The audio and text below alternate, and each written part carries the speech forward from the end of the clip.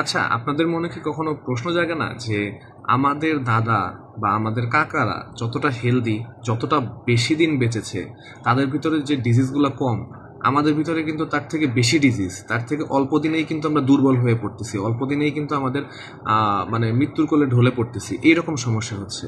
তো এগুলো আসলে কেন হচ্ছে? এগুলো কি আপনাদের কোশ্চেন জাগে না? আসলে মূলত আমাদের পরিবেশ এবং আমাদের খাদ্যাভ্যাস সব কিছুর দিক থেকেই আমরা বর্তমানে সাফারার। যুগটা যত বেশি উন্নত হচ্ছে তত বেশি আমরাও ক্ষতিগ্রস্ত হচ্ছি, আমাদের লাইফ ইজি হচ্ছে, আমরাও ক্ষতিগ্রস্ত হচ্ছি। তার ভিতরে একটা ছোট্ট এক্সাম্পল আমি দেই, যে আমার কাছে আজকে কিছু চাল আছে, এই যে চাল, ঠিক আছে, এই যে চাল। তো এই চালগুলা, চালের ক্ষেত্রেই যদি আমি বলি, বর্তমানে চালগুলা খুবই পরিষ্কার, একদম চকচকে চাল, ছোট ছোট চাল বা চিকন চিকন চাল, খুবই চকচকে চাল, ঠিক আছে। আর আগে ছিল কিন্তু ঢেকি ছাটা চাল, সেই সময় ছিল ঘোলা, দেখতে একটু লাল লাল এরকম ছিল। এখনো পাওয়া যায়, গ্রামে গঞ্জে পাওয়া যায় ঢেকি ছাটা চাল।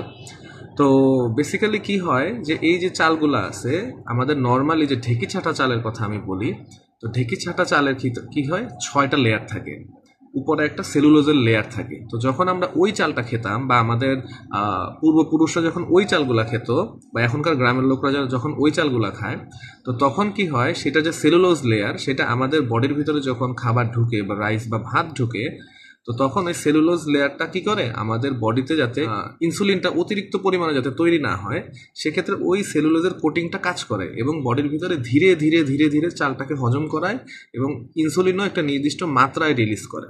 এটা হচ্ছে ঢেকি ছাটা চালের ক্ষেত্রে। আর যখনই এই বর্তমানে ধানকে চকচকা করার জন্য যখন এই সেলুলোজের কোটিংটা ভেঙে ফেলা হয়, তখন যখন আপনি ভাত খান, একবারে একটা সমুদ্র পরিমাণ ইনসুলিন আমাদের বডিতে তৈরি হয়। ওই ইনসুলিনগুলো পরবর্তীতে কি করে, আমাদের বডির ভিতরে বিভিন্ন রাসায়নিক বিক্রিয়া করে এবং তারপরে সেখান থেকে ফ্রি রেডিক্যাল তৈরি হয়। এই ফ্রি রেডিক্যালগুলাই হচ্ছে আমাদের বডির জন্য ক্ষতিকর। এখন এইটা আপনি বলতে পারেন যে তাহলে আমি ভাত খাওয়ার সাথে সাথে এই সমস্যাটা দেখা দিচ্ছে না কেন? না, এই ফ্রি রেডিক্যাল আপনাকে ধীরে ধীরে ক্ষতি করবে। দেখা যাবে যে একটা পর্যায়ে যে আপনি ওজন কন্ট্রোল করতে পারতেছেন না, আপনার ডায়াবেটিস হচ্ছে, আপনার হার্টের সমস্যা হচ্ছে, এরকম সমস্যা হচ্ছে, ঠিক আছে। তো মূলত এই সমস্যাটা, আমরা যত বেশি আধুনিকায়ন হচ্ছি, আমাদের কিন্তু খাদ্যাভ্যাসের পরিবর্তন হচ্ছে এবং সেটা আমাদের জন্য ক্ষতিকরই বিষয়টা। আবার আরেকটা জিনিস, এই চালই যখন আপনি দেখা যাচ্ছে যে হিউজ পরিমাণ চাল লাগতেছে, আর আমাদের দেশে একটা টাইমে চাল বেশি পরিমাণে উৎপাদন হয় এবং পরবর্তীতে দেখা যায় কোনো বর্ষাকালে বা অন্য কোনো সময় চাল তুলনামূলক একটু কম উৎপাদন হয়, যার ফলে স্টোরেজের একটা বিষয় থাকে। যার ফলে এই চালের সাথে তারা ডিডিটি মিশায়, তারা বিভিন্ন প্রকার ফসফিন গ্যাস মিশায়, গ্যাস মিশিয়ে এগুলো হচ্ছে তারা প্রিজার্ভ করে।